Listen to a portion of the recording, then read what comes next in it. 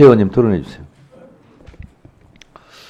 예, 이번에 중앙검사장 등 탄핵에 대해서 검사들이 집단 반발하고 있는 것에 대해서 국민들이 공분하고 있는 것은 자기 검사장이 탄핵 소추 당한다고 하니까 차장, 부장 부장 33명 등 차장, 부장들이 집단으로 이렇게 성명서 발표하고 하는 걸 보면서 국민들이 아니 김건희 여사 도이치모터스 주가 조작 무혐의 처분하는 것에 대해서 온 국민이 거기에 대해서 공분하고 보수 언론조차도 납득할 수 없는 결론이라고 그렇게 같이 공분하고 있는 상황인데 거기에 대해서는 2%에 글 하나도 올리지 않은 이게 잘못된 결정 아니냐고 이의 제기하는 글 하나라도 올리지 않았던 검사들이 자기 검사장이 국회가 거기에 대한 책임을 물어서 탄핵 소추한다 하니까 거기에 대해서는 이렇게 공분하는 걸 보고 과연 검사가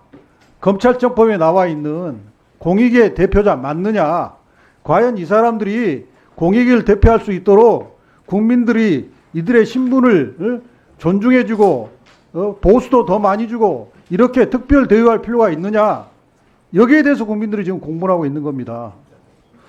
또 하나 이창수 검사장 등 탄핵 소추 사유가 충분하냐, 여기에 대해서 이제 국민의힘 쪽에서는 이의를 제기하시는데 공범들이 도이치모터스 사건에 대해서 기소가 돼가지고 2심에서까지 유죄 판결을 받았지 않습니까?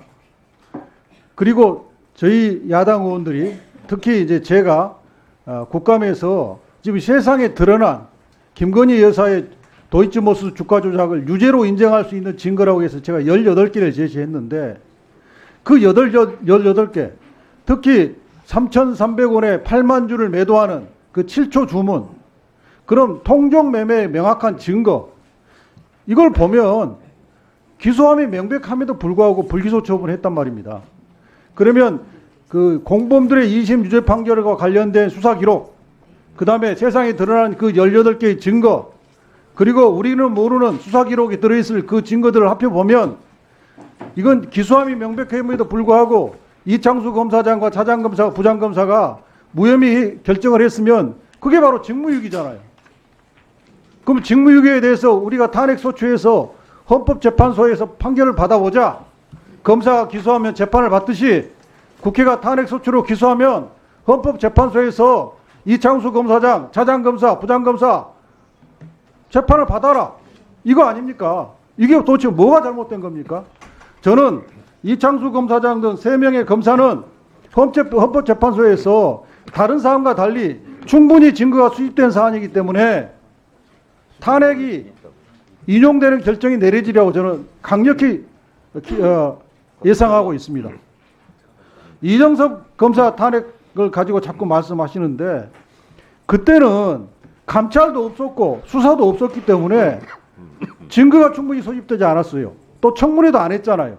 그렇기 때문에 증거가 없다, 부족하다 하는 것이 탄핵 기각의 한 사유였고, 또 하나는 직무 관련 비위만이 탄핵 심판의 대상이 되는데 일부는 직무 관련 비위가 아니기 때문에 아예 심판 대상이 아니다는 거였어요.